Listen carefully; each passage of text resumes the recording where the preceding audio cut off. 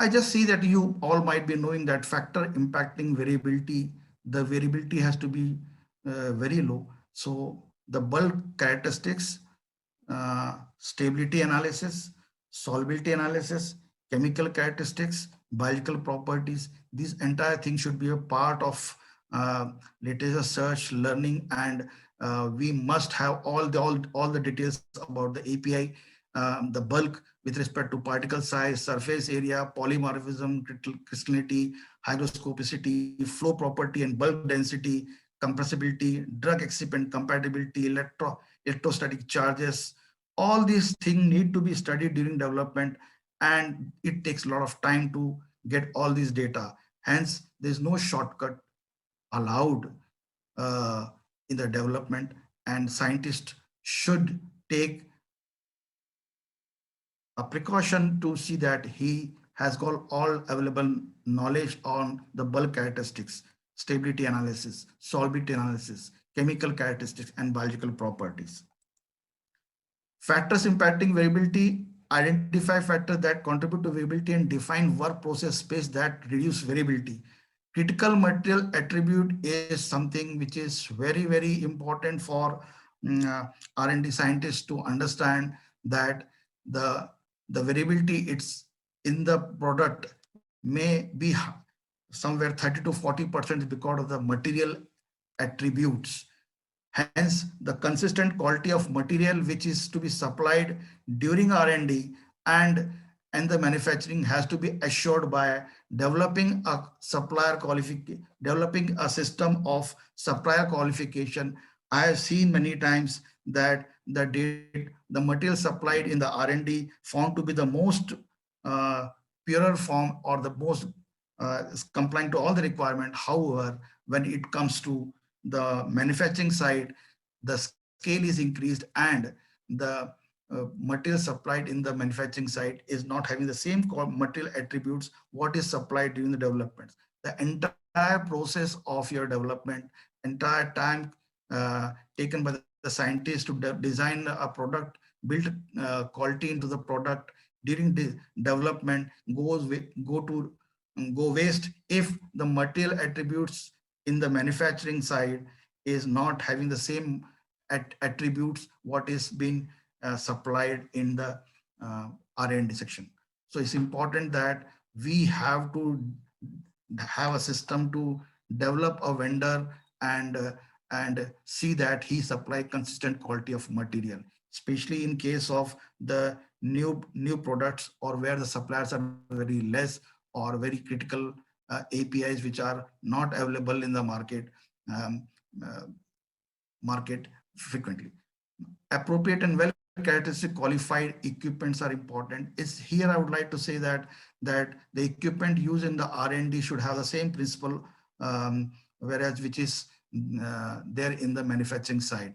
So it will give an added advantage for the technology transfer during technology transfer. Otherwise, it's very difficult for technology transfer scientists to anticipate kind of changes he may found during the technology transfer, and the product manufactured at the manufacturing scale and higher scale may not meet all the quality attributes which was actually found very good in the development stage.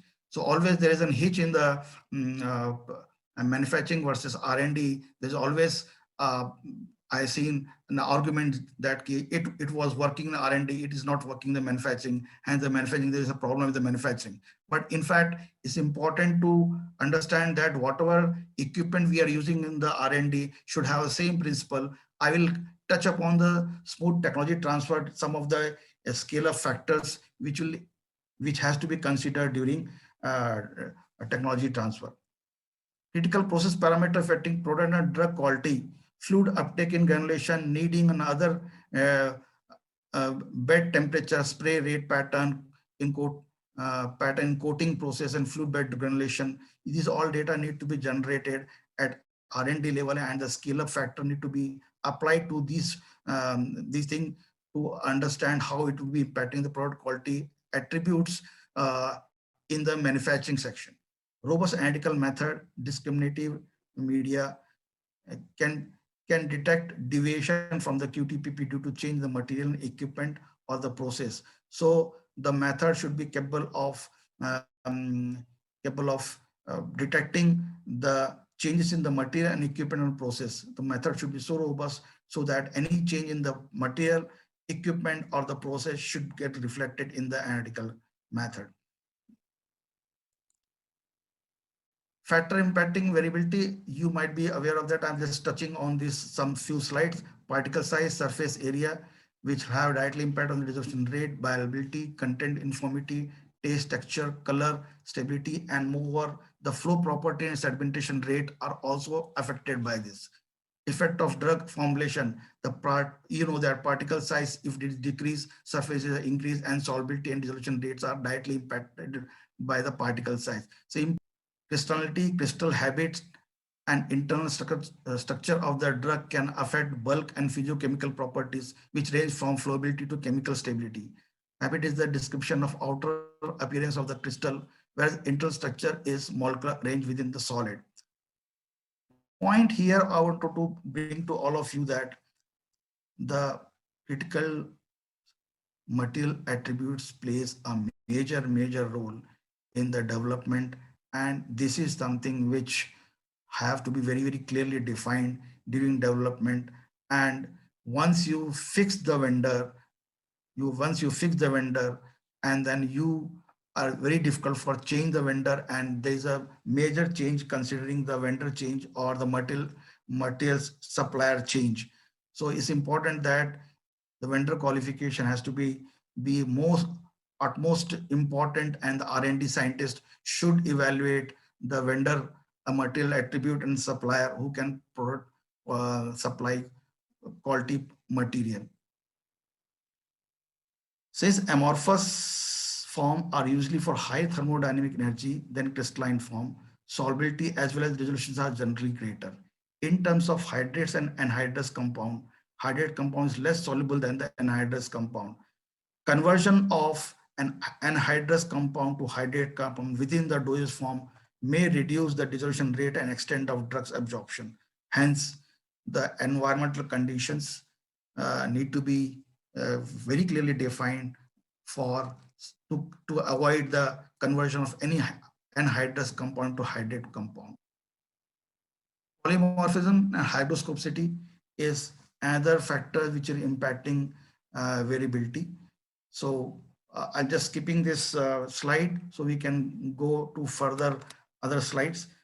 Important thing which I want to highlight that the polymorphism and the hydrophysics study has to be carried on the R&D, and the R&D should have all the measurement for crystallinity and polymorphism should be available. The microscope and other instruments should be available. Equipment should be available in the R&D to see that they can study polymorphism. Flow property, as you all know that compressibility index has a direct relation with the flow characteristics. Here is a table which I have given. The excellent, good, fair, passable, poor, very poor, and very poor flow characteristics are clearly defined. Hence, slide factor impacting variability. The bulk density, again here, flow property of the bulk has to be studied, and angle of repose to be studied to understand the building quality during development. These all parameters variability has to be studied and well documented so that you can design your process, you can design your formulation more effectively. Factor impacting variability, compression properties, drug excipient compatibility study to be carried out. The compression property of most drug powder are extremely poor, so necessarily addition of compression aids are required. Tablet material should be plastic, capable of permanent deformation. It should also exhibit a degree of brittleness, fragmentation. So my point here is we have to be selecting the excipients for the formulation are very critical, and their drug excipient compatibility study need to be studied very in detail.